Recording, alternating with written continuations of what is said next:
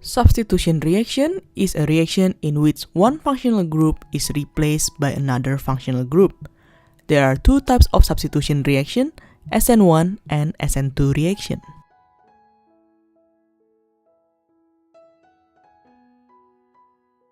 SN1 reaction is a substitution reaction that happens stepwise. Firstly, the functional group, which is here the bromide, leaves the molecule forming a positive charge on carbon known as carbocation. Then the nucleophile, in here the hydroxide ion, attacks the carbocation forming the product. The rate determining step, which is the slowest part of the reaction, is the formation of carbocation. In the energy diagram, the reaction starts with third butyl bromide, which then forms carbocation intermediate with higher energy level. Since this step is the rate determining step, the formation of the product has a lower transition state energy level.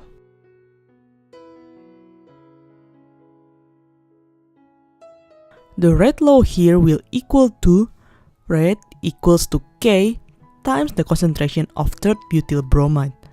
The rate diagram for the reaction will look like this. It means in SN1 reaction, increasing the concentration of incoming nucleophile doesn't affect the reaction rate.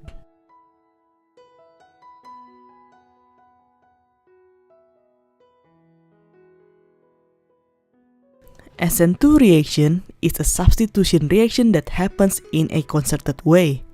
In here, the functional group leaving and incoming nucleophile attacks happen at the same time. Thus, for the rate determining step, both of the bromobutane and cyanide ion concentrations affect the reaction. In the energy diagram, we can draw the starting materials here and product here. There is no intermediate form, but only transition state as the highest energy point. Here there is a bond being formed and a bond being broken.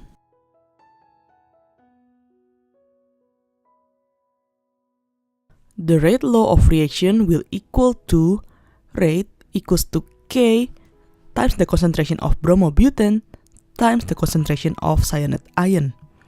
The rate diagram from the reaction will look like this. It means here increasing or decreasing the concentration of one of the substrate and nucleophile will affect the reaction.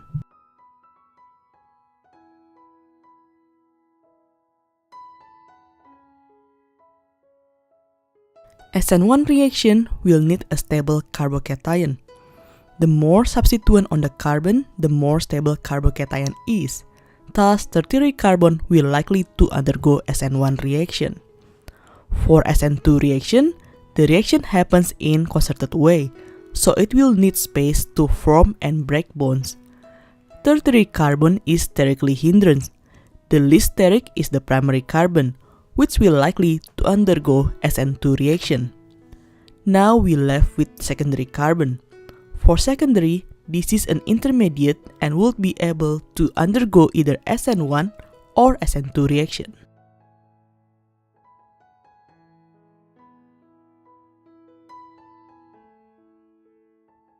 Let's recap the mechanism of the SN1 and SN2 reactions. SN1 starts by leaving group leaves the molecule forming carbocation.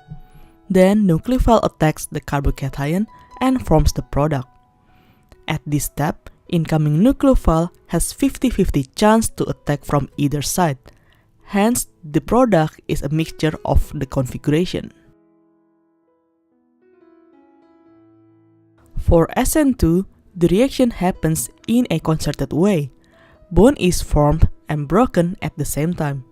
Thus, for secondary carbon like this, the incoming nucleophile must come from the opposite side of the current functional group. Hence, the product is the inversion of the stereocenter.